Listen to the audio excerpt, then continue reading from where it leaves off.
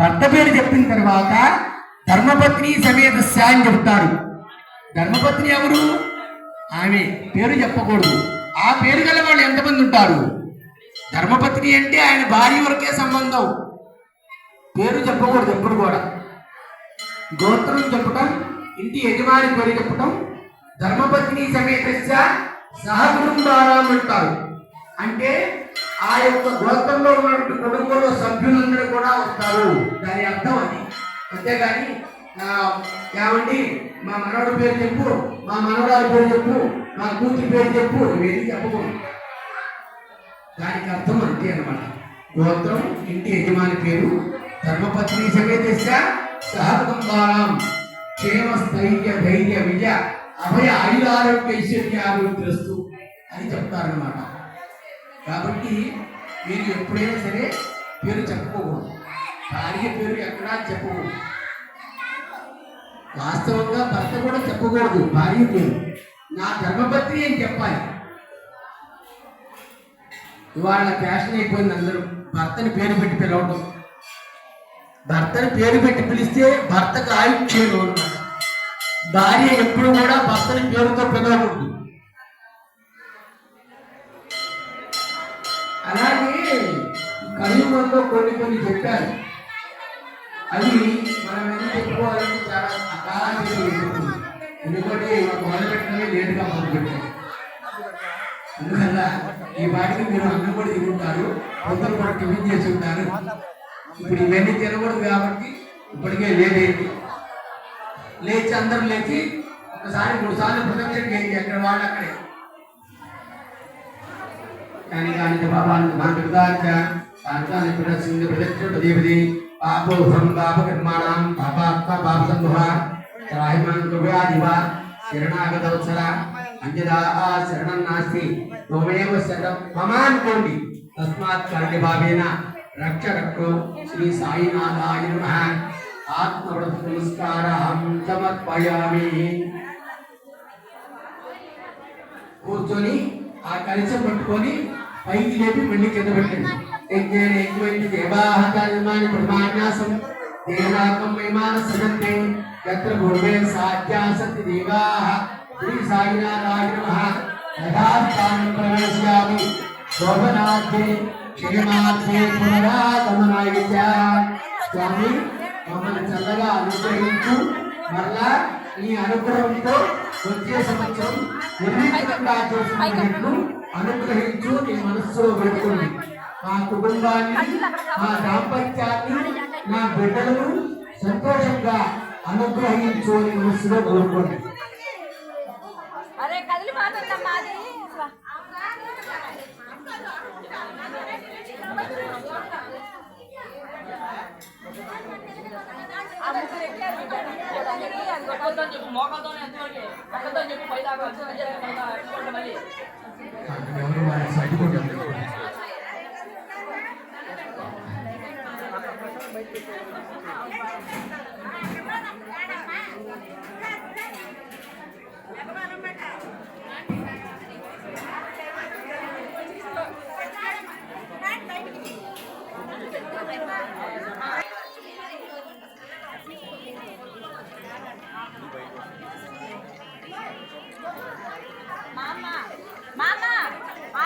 Panchal एट्ला Navi Panchal